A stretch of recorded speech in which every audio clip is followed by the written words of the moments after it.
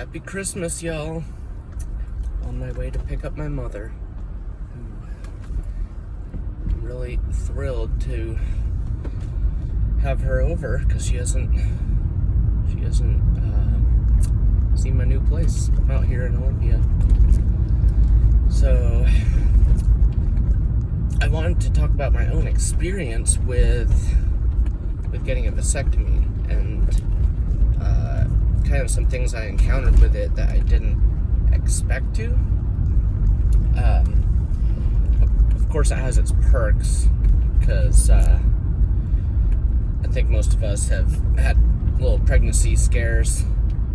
I've never got someone pregnant, but it's quite the scare when you're not in a place in life where you're like, you can afford that. I always thought I would be a really good dad because I love to do fun stuff and music and outings and rock climbing. It's a really dangerous corner right here. People go flying by on the blind corner. But, yeah, I thought I'd be a really good dad. But I think in between my mental health and struggle to find the career, which I'm finally just embarking on, a career that I'm really enjoying, which is being a farmer, and a farmer for the cannabis of all things. I've worked on a lot of farms, and this is the pinnacle of my farming experience, and I love it. I love working with plants. I work with a lot of animals too on an animal rescue place in Illinois when I live there. But yeah, I think I'd be a really good father. But also, my goal was to be that by the time I was 33, or at least be in a relationship where it was coming up. And after the relationship I thought was going to maybe happen fell through, I kind of went for my plan B, which my plan B was I'm just going to get a vasectomy, and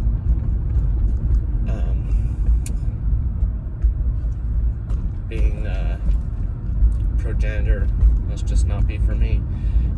And plus, I also had my own moral existential struggle with that, because this is a very tough world to live in, and it's just heartbreaking. And I know if I were to have kids, they'd break my heart, even if it wasn't them. Probably horrible things would happen to them like they do to all of us. It's just unavoidable. Hopefully not really horrible things, but it's pretty rare for someone to get a super smooth life. And I don't mind some hardships and some challenges and some stress is fine. A little bit of pain, just to experience that and know what that's like. But the sheer amount of it that's here is insufferable, unacceptable. It's great that some people can accept it, but not this guy. Not this guy. And I just have higher standards, and I think that's totally fair. I may sound a little entitled, but it's not really entitlement. It's just human decency and how we should move through this space and be treated and be able to be in a state of appreciation and love more often, and not bombarded with negative emotions. And anyway, getting back to the vasectomy thing, it was nice because I got it for free. And the nice thing is, yeah, you can really have fun without the fear of getting into a situation you're not prepared for. And especially when you're working with another human, small human,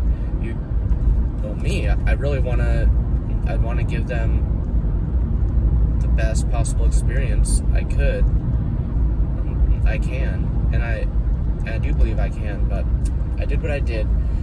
And one of the things I didn't realize, I didn't anticipate that I went through, was there is a certain amount of primal satisfaction and power in just the ability to be able to procreate. And so when you take that away, it does, or at least for me, kind of damper that experience in an unknown way. I guess perhaps I wasn't being honest enough with myself and being resolute in that decision. But it's hard to be sure of anything around here, especially for me. I'm very dubious of many things, although I try many things. So yeah, that was one of the things. Also, I heard from people, oh, it doesn't really hurt, which it's true, the procedure doesn't hurt, but your body, or at least mine, like for at least 4 days after, felt, I don't know how to describe it, but just yucky and like desecrated. And I mean, essentially that little very tender part of you gets cauterized, and so it felt all yucky in like my lower like pelvic area. And after that went away, you know, it was cool to be able to get that for free. And you know, you can get it reversed, but there's more risks involved. It's more invasive, and there's a chance it might not work, and it's expensive. But I also figure if I ever get to the point where I'm actually eligible enough in my own eyes to afford bringing up a child with a good relationship and all that, it would be worth it to me to pay for that. And I probably would. No matter how dubious I am about bringing more humans into this place. There's already so many. But I just have more fantastical beliefs. I believe if this is possible, that there's other worlds out there, and that, you know, this is a pretty crude world where people are like so dumbed down as to not respect each other enough, oftentimes just be in a state of disease and stress too often. And we can all agree to this. I don't need to carry on about it over and over. But it's just a hard pill to swallow that this is the reality that we live in. Yeah. So, I'm trying to think. There was kind of something else about it. I don't really plan these videos out very much. I kind of have a topic and maybe a bullet point or two, and then the rest I'm just riffing, basically, and almost have to like bridle myself so I don't get too wordy. Also, I'm good at oversharing too, but it kind of goes along with my aesthetic of being transparent and authentic and not like feeling shame about things I shouldn't feel shame about, even though other people might be ew or whatever, like drugs or whatever. Or what is pure to me is impure to many other people, which is also very annoying. But you know, just gotta stand up for what you believe, don't back down, as Tom Petty said. Stand your ground. Be a living example of a way of life that is inspiring and uplifting and creative and innovative. So that's about all I had on that. But also, I guess one more thing. The other really cool thing about getting a vasectomy is it's really nice for your partner. Well, if you're a straight white dude like me, it's really nice for women to not have to take that birth control, because it fucks with their hormones. And I mean, if I was a woman, I wouldn't want to do that. Like, hormones are a delicate balance, and you don't want to be fucking with that stuff. I mean, it seems to not really bother some people, and that's great. But I've seen it play a part in things not working right for people's bodies. And perhaps some of you can relate.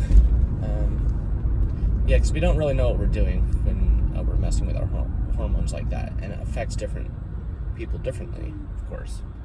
So it is nice for that, because it's a non-drug related form of contraception that's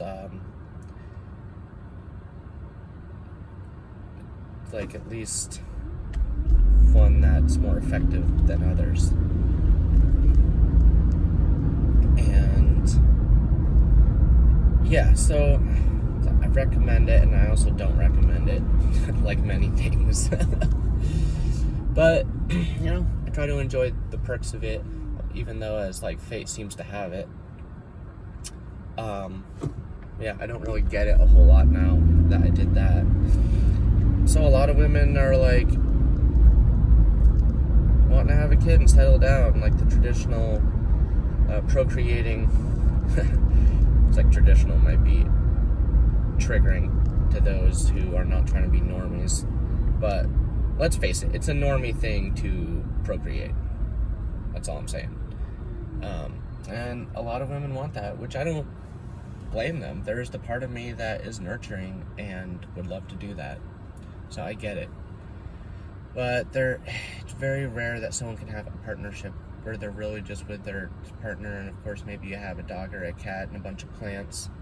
Just a simple life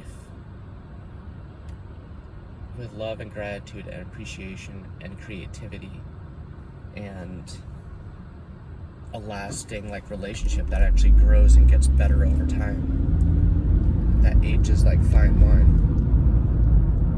So that's what I'm talking about. And it's pretty weird how rare it is, but also I feel like with how many people there are and how much I try to get myself out there and put myself out there, I'm kind of a unicorn in a way that I guess I'm just different from a lot of people, and it feels like I often can't find, like, I feel like I'm kind of quarantined from other people who I'm trying to be around. Like, just as far as time and place, time and chance. Like, I'll see someone interesting I want to talk to, and I can, like, already feel a chemistry, but then they get interrupted by someone or whatever, or someone starts a conversation with me, or there's just, like, always those kind of things, where it's like there's some invisible force just deterring things from happening, which is a frustrating kind of thing. This life is full of disruptions and disturbances, and it's hard enough for us to keep our consciousness. You know, another little side note that I'd like to mention that I've noticed about mental health is that a lot of neuroticism and frustration comes from being ADD and not remembering things well, because you become impulsive in the way where it's like, oh, I'm just gonna do this little thing real quick. I'm just gonna do this little thing real quick before I forget, and then you get distracted from your other thing and you miss other things. Like, the flow isn't there as much. It's a constant disruption to your flow, and this makes for things being way tougher than they have to be. And it's a lot of mental struggles that I really resist. Like, I don't think that dementia should exist. Like, my grandmother has that, and it's horrible. It's undignified. It's like, she's a very sweet person who's been very sweet to us, a wonderful, like, quintessential grandmother who loves her family, always stays in touch with people, and then just goes through this horrible decline where she is, you know, not herself, and definitely miserable and upset. I would be upset. Like, you don't know what's going on, you're just in a state of confusion, and that should not exist. That is like demons. That is, if there is a Satan, that's fucking Satan. And yeah, you can't deny the ugly truth. It's just what it is. Anyway, that's enough of a little rant for now. I'd love to hear your thoughts and experiences if you've had a vasectomy and the pros and cons for you. I'd just like to hear other people's anecdotes. This whole channel is basically me talking about my own subjective and objective opinions on things. And I like to hear other people's opinions. So hopefully I can align with more people like that. Oftentimes with nuanced beliefs and feelings and stuff, I've noticed that they don't really get out on YouTube. So that's predictable. And yeah, I don't know, this like video might get like 2 or 3 views, you know, but I don't fret about it. It is what it is. All I can do is do my best, and I put myself out there and do what I can to help.